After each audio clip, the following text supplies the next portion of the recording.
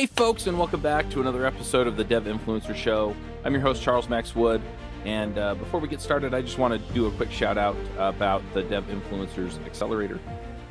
If you're looking to up your game in your freelancing practice, then this is a terrific way to do it. I actually have a couple people in the accelerator that are doing exactly this, and you can go check it out at devinfluencers.com/apply.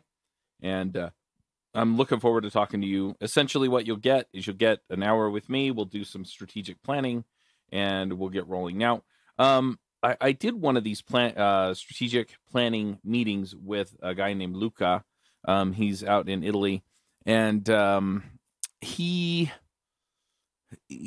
does more kind of digital design stuff rather than programming, but the principles all apply, right? What he was looking for is he was looking to work with more local companies, local startups, and help them with their user experience, UI design, things like that, right? And he specifically wanted to work with local companies. He likes working with them. He speaks Italian, and so do they, right? Where he is in northern Italy, he has that connection with them where he can talk to them. He's local. He has a lot of things going for them. And so we were talking about how that would work, and he specifically wanted to know if he should start a podcast. And of course, I think a podcast is a terrific way to connect with people and to kind of make these things come together the way that you want them to. So we were having that conversation about how that would work, and there were two things that kind of came out of it. So I just want to talk briefly about this because he had this idea that somehow he could build his portfolio and then talk about it on his podcast, and that would get him clients. And what the reality is, having been a freelancer myself for more than 6 years, is that if you're going to work within a community, the best way to get more clients out of that community is actually referrals. And so realistically, it's like, okay, well, then do I need to do a podcast? And I told him, yes, he did. But what that podcast would effectively do is it would give those people a way to connect with him directly, right? It would give them a way where they could say, oh, okay, I heard about Luca. I'm going to go listen to the podcast. Oh, he's talking to more people that I know, or he's talking about the problems that I have. And so now I know that he's going to be a good fit for me, right? And that's how you make that connection. That's how you do that, is because now you're talking about the stuff that they care about, right? And so we kind of dived into that a little bit. And as we got in a little deeper, there were a couple of things that came out. And I just wanted to talk through that because kind of the strategy that we landed on was twofold, right? So first of all, I was like, look, one of the best things you can do is you can just say, hey, look, I'm going to interview people from this community, right? Because if you go to people who have startups, and that's who we wanted to target, right? We're people in startups in his local community. If you go to people in your local community who have a startup and you say, hey, I want to come talk to you about what you do, and then I want to consult with you on the podcast and help you with your UX, I don't think many people are going to tell you no. And the reason is because, first of all, they get to come and they get to show up and toot their own horn. And for startup folks, I don't know how many startup folks you all talk to, but I've talked to quite a number. And once they've kind of bought into the vision of their big idea, that's all they talk about. And so it's like, the second you say, hey, do you want to come and talk about your company? They're going to be like, yes, please, right? Because their biggest problem is getting in front of as many people as possible. And even if they're showing up and you're not their target market, they do have a place where they can point to people and say, hey, we showed up on this podcast. So immediately you make a connection within your community, but not just that. You show up and you say, okay, I was looking over your website, and here are 3 to 5 things that I think you could do that would improve your UX, right? And we can either do like a full consulting run and dive deep onto this stuff, right? But your episode would effectively be like a 20-minute episode. And so you do like 5 minutes of introduction. Here's what they do. Here's what they're about. And then you just dive in and you just kind of point out, okay, look, I've got this system for checking out sites like yours, and I have a system for making sure that the user experience is, on point. I have a system for designing UX. And so we're just going to work through as much of it as we can in 20 minutes, right? And then you give them some very broad direction, right? It's like, hey, look, and you can give them some specifics, right? Like, hey, look, for example, you say, hey, so your text fields and everything aren't properly aligned. You've got stuff that's left aligned, you've got stuff that's right aligned, you've got stuff that's center aligned, and it's confusing for the user, or at least it's going to feel kind of haphazard. And so you need to standardize the way all of this looks. You need to standardize the way it all works, right? And that's kind of step one in your framework for doing UX, right? And then step two is maybe, all text inputs need to be formatted or set up in this way, right? Font sizes need to be this, and so you've kind of got these broad guidelines, right? And then, hey, interactions need to happen like this. You want animations here. You want animations here. You don't want them there, right?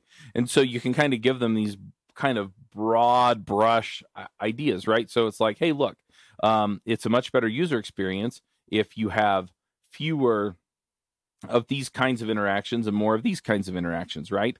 And so you've got this problem here, here, and here.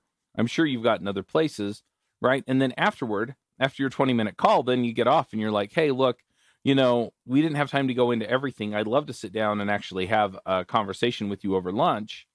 Can we set up a time, right? And then you go and you do a sales call, or you just do it right there, right? You just say, hey, look, I did a full audit on your website. I usually charge, $200 for it. But if you want to pay for the audit, it'll be $100 because I've already done it, right? And then we can sit down and we can do a consult on what I found, right? And then you can turn that into more business. But the thing is you make inroads, you make relationships, right? We've been talking about relationships, skills, relationships, and reputation. Relationships into the community, right? You interview everybody that exists in the community. All of a sudden, you got a reputation in the community, right? You as the UX guy and the guy that does the podcast about UX, right? And so it just turns into this opportunity for you to get to know everybody. And then when the next startup, the next cohort comes in for the next startup incubator, and they go, we're really struggling with your UX. Everybody's going to go, call Luca, right? Call that guy, he's terrific. He interviewed us. He did a great job. He did this audit, blah, blah, blah. He might even have you on his podcast. He's super cool, right? And you have these relationships. And it's that kind of a referral that's going to work for you, right? It's very rarely your portfolio, right? The portfolio is to justify the decision that most of the time they've already made, right? And so if you get the referral and then you have a portfolio, or then you have, a number of people that can show your work, that's where that works, right? And so if you're looking for, okay, how do I build these kind of relationships? How do I set up the podcast? How do I get all of this stuff together? How do I figure out what my target audience is? All that stuff, that's what's built into the accelerator, right? And for the most part, I think Luca could kind of figure some of that out, but it's not so much the guided tour, right? He's going to have some trial and error. And that's where some of this coaching comes in, right? The same reason that they're hiring Luca to solve the UX issues is the same reason that you want to hire someone like me to help you get this thing going. That's why he should be part of the accelerator, is because at the end of the day, I can go in and I can say, hey, look, this is how you want to set up your content strategy. Let's go for it, right? And as you kind of work through that, then you're going to be speaking the language of these executives, right? Because you're going to be doing these 20-minute consults with them. You're going to be talking to them. You're going to be getting in front of them. You're going to be telling them what they need to know. And then as you speak their language, then you can get together for lunch. You can do the sales call right after the episode. You can strike while the iron's hot. You can get some of this work in. And then when the next cohort comes in, then you do the work for them and then get them on the podcast, right? Because ultimately what you want is you want to get your customers on the podcast to say, hey, this is the kind of work we did, right? And this is the kind of output that it got, right? Oh, our customers are 99% happier, however you measure that, right? Or, hey, our retention went from 20% to 30 or 50%, right? Or something like that, right? That's what you want. Because if you can have people come on and say that week after week after week, you're going to have no end of work, right? And then if your market isn't big enough, and he's in a rather large city in Italy, but not one of the main cities, but pretty close, then he can expand to some of the neighboring cities, right? Some of the others that are around there that are within an hour, right? And then when he has to buzz out there and make contact, sit down for lunch, he can, and that works out. But in order to set up this content strategy, you have to have everything lined up so that they can easily find you, so that you can get them in, so that they can easily share what you're doing. And then they can say, hey, look, we had this episode. It was terrific, but what came after was even better. And that's what you've got to do. And so anyway, we're going back to this relationship idea. You can't build that by having a portfolio. You build that by having people happy with your work, sending people over to you. And that's what we're going to be doing. So anyway, you can go check out the accelerator at devchat.tv/apply. Sorry, devinfluencers.com/apply. And that'll get you on the email list. And then we will actually, help you get onto the application form so that we can contact you and set up that strategic call so that we can figure out what this right strategy is for you. All right. He did ask another question. I'm going to do that on the next episode. So stay tuned. And just one more time, that's devinfluencers.com/apply. Maxed out.